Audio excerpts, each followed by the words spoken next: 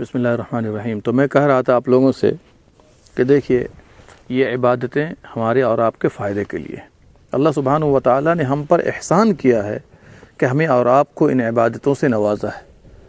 آپ کو یہ شاید معلوم نہیں ہے کہ اس میں آپ کا جسمانی فائدہ ہے، اس میں آپ کا مالی فائدہ ہے، اس میں آپ کا صحت افزا فائدہ ہے، اس میں آخرت کے ناحیے سے فائدہ ہے، اور جو کچھ بھی فائدے آپ دنیا و آخرت کے چاہتے ہیں اللہ نے ان عبادتوں کے اندر رکھ دیا ہے۔ اب ایک ایک مثال دے کر میں اپنی بات ختم کر دیتا ہوں۔ عبادتوں کے جسمانی فائدے، بہت سے لوگ سمجھتے ہوں گے کہ اس میں کوئی جسمانی فائدہ نہیں۔ آپ نماز کو لے لیجئے، 5 وقت نماز جو ہم ادا کرتے ہیں اور جس انداز میں ہمارے پیارے نبی صلی اللہ علیہ وسلم نے ادا کرنے کا حکم دیا ہے، اگر اس طریقے پر ادا کریں، ایک تو آپ کو اتباع سنت کا ثواب حاصل ہوا کہ نہیں ہوا۔ دوسری بات یہ ہے کہ یہ ایک اہم ورزش ہے۔ کیا ہے؟ یہ ایک اہم ورزش ہے۔ اور تیسری بات یہ ہے، آپ مثال کے طور پر سجدہ کو لے لیجئے، نماز کا ایک اہم رکن ہے سجدہ۔ کیا آپ کو پتہ ہے کہ جو آدمی سجدہ قاعدے سے اطمینان سے کرتا ہے، خون کی گردش سر اور دماغ پر زیادہ ہوتی ہے، جھکنے کی بنا پر، ماتھا ٹیکنے اور سر ٹیکنے کی بنا پر خون کی گردش زیادہ ہوتی ہے، اور اس کا برین، اس کا دماغ بہت تیز ہوتا ہے۔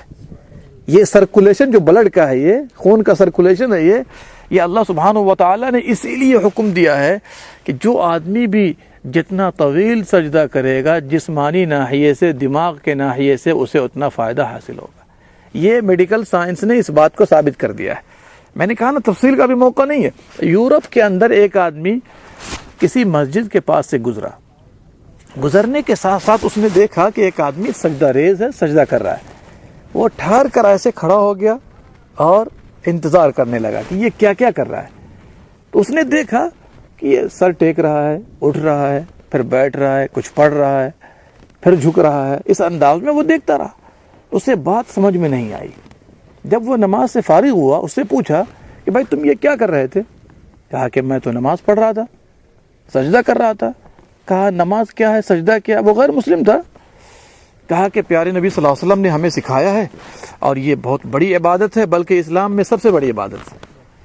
کیا کہا اس نے؟ اتنا دیکھنے اور سننے کے بعد کہا کہ میں نے چند دنوں پہلے، میں سائنسداں ہوں، چند دنوں پہلے میں نے یہ ریسرچ کیا ہے کہ جو بھی ایسا کرے گا جیسے تم کر رہے تھے ابھی، سجدہ جس طرح تم کر رہے تھے، اس کو فلاں بیماری پیدا نہیں ہوگی۔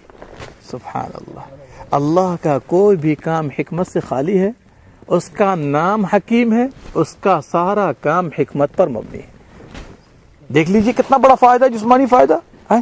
اگر آپ نماز سے بھاگتے ہیں، اگر آپ سجدے سے بھاگتے ہیں، تو مجھے بتائیے یہ فائدے آپ کو حاصل ہوں گے؟ حالانکہ ہمارا مقصد عبادت کا یہ نہیں ہے کہ ہم اپنے سروں کو اور دماغ کو خون تیز کریں، اور اس کے بعد مقصد تو اللہ کی رضا ہے، لیکن اللہ نے اس کے اندر ایسی خوبیاں رکھی ہوئی ہیں کہ آپ تصور میں نہیں لا سکتے۔ یہ جسمانی فائدہ ہوا کہ نہیں ہوا؟ ایک اور لے لیجیے اسی پر بیس۔ ایک مرتبہ فاطمہ رضی اللہ عنہا اپنے والد کے پاس گئیں، پیارے نبی صلی اللہ علیہ وسلم کے پاس۔ کیا لانے گئیں؟ خادم تقسیم ہو رہے تھے۔ سوچا کام کاج کرنے میں تکلیف ہوتی ہے، پانی کہاں سے لینا، چکی چلانا، اور یہ اور وہ، تو ایک خادم ہو جائے گا تو چلو کچھ سپورٹ مل جائے گا۔ لیکن ہمارے اور آپ کی طرح نہیں تھی کہ جاتے ہی سر پہ بیٹھ گئے جا کر کے، جیسے ہم لوگ بیٹھ جاتے ہیں جا کر کے۔ بالکل ادب و احترام کے ساتھ دور کھڑے ہو کر دیکھتے رہیں۔ ادب کا عالم دیکھیے، حیا کا عالم دیکھیے۔ پیارے نبی صلی اللہ علیہ وسلم نے دیکھا، بھانپ لیا، لیکن کچھ پوچھا نہیں۔ جب سب تقسیم کر دیا تو اس کے بعد فاطمہ خود بخود چلی گئی گھر واپس۔ کہنے کی جرأت، اور آپ اور ہم ہو رہے تھے 10 منٹ تو اسی بجا کے کچھ کہہ دیا ہوتے ہیں۔ اللہ اکبر۔ پیارے نبی صلی اللہ علیہ وسلم گھر تشریف لے گئے۔ دیکھیے جسمانی قوت کیسی ہے عبادات کے اندر۔ پوچھا بیٹی کیا لینے گئی تھی؟ تو اب بیٹی کیا جواب دے گی؟ خادم ہی تقسیم ہو گئے سارے۔ کہا بیٹی، اور علی سے مخاطب کر کے کہا، فاطمہ اور علی، جب آپ دونوں بستر پر جائیں رات کو سونے سے پہلے 33 بار سبحان اللہ، 33 بار الحمدللہ اور 34 بار اللہ اکبر کہہ لینا، یہ تمہارے لیے خادم سے بہتر ہے۔ تمہارے لیے نہیں، غور کیجئے، سبحان اللہ، الحمدللہ، اللہ اکبر، یہی بات تو آج ہم لوگوں کو سمجھ میں نہیں آتی ہے۔ یہ سبحان اللہ منہ سے کہنا ہے، الحمدللہ منہ سے کہنا، اللہ اکبر منہ سے کہنا ہے، خادم سے بہتر ہے۔ اس کا مطلب یہ ہے کہ یہ ذکر و اذکار، یہ عبادتیں ہمارے لیے جسمانی طاقت کے لیے بھی بہت بہترین ذریعہ ہے۔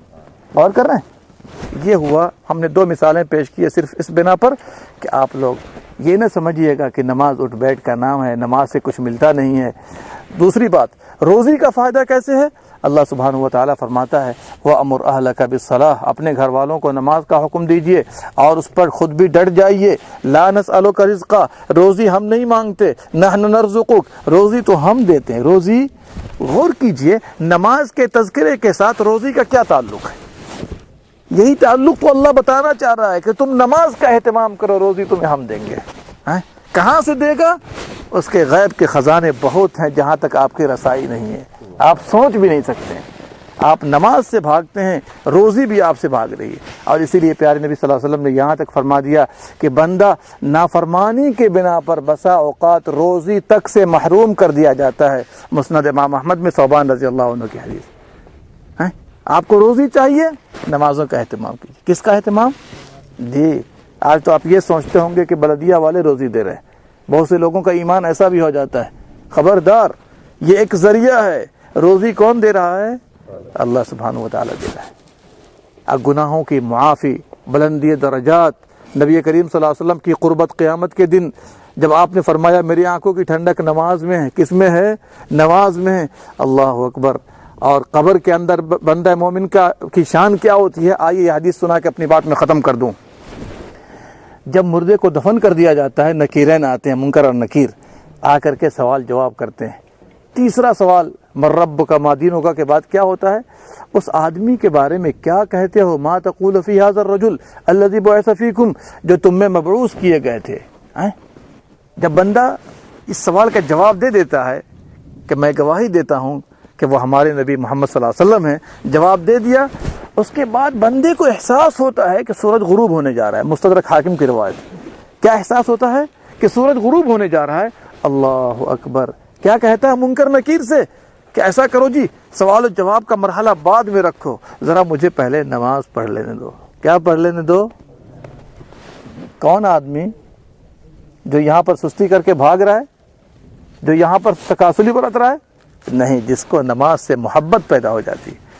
نماز سے محبت، اتنے لوگ آپ میں ہیں نماز سے محبت کرنے والے بہت کم نظر آتے ہیں۔ بہت بار بار کہا جاتا ہے، آگے پیچھے کیا جاتا ہے تو نکلتے ہیں۔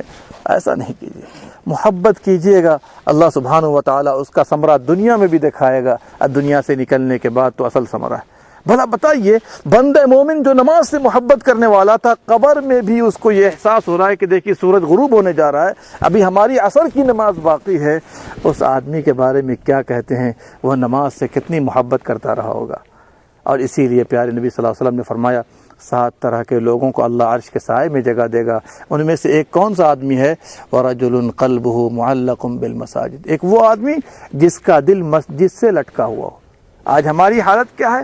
مسجد سے دل نہیں لٹکتا ہے، گانے بجانے سے، بیوی بچوں سے، فلاں کام سے، دنیاوی کاموں سے دل لٹکا ہوا ہے۔ اور یہی وجہ ہے نہ دنیا مل رہی ہے نہ آخرت مل رہی ہے۔ ارے آپ اللہ کے ہو جائیے، دیکھیے اللہ سبحانہ و تعالیٰ آپ کو کس طرح خوش کر دیتا ہے، آپ سوچ بھی نہیں پائیں گے۔ اللہ سبحانہ و تعالیٰ سے دعا گو ہوں، چونکہ اذان ہو چکی ہے، رب العالمین ہم تمام لوگوں کو کہنے سننے سے زیادہ عمل کرنے کی توفیق دے۔ رب العالمین ہماری تکاسلی کو، ہماری تساہلی کو معاف فرما دے۔ رب العالمین ہماری خطاؤں کو معاف فرما، ہم تمام لوگوں کو دین کی طرف پلٹنے کی توفیق عطا فرما، اور نماز کے اہتمام کی توفیق مرحمت فرما، اور وہ دعا ہم لوگ بار بار کہتے رہیں جو ہمارے باپ ابراہیم علیہ السلام نے کی تھی، رب اجعلنی مقیم الصلاۃ ومن ذریتی، اے اللہ مجھے نماز قائم کرنے والا بنا دے۔ بتائیے ابراہیم دعا کر رہے ہیں، جس ابراہیم کے بارے میں کوئی شک ہے؟ کوئی شک نہیں۔ ومن ذریتی، میری اولاد کو بھی نماز قائم کرنے والا بنا۔ ربنا وتقبل دعا، اے اللہ ہماری تو اس دعا کو قبول فرما لے۔ ربنا اغفر لی، اے اللہ میرے گناہوں کو معاف فرما۔ ولوالدی، آپ بھی دعا کیجئے ہمارے والدین کے گناہوں کو معاف فرما۔ وللمؤمنین، تمام مؤمنین کے گناہوں کو معاف فرما۔ یوم یقوم الحساب، جس دن قیامت قائم ہوگی، جس دن حساب لیا جائے گا، اے اللہ ہم تمام لوگوں کو تو معاف فرما دے۔ اللہم صلی علی نبینا محمد وعلی آلہ وصحبہ اجمعین۔ شکریہ جزاک اللہ۔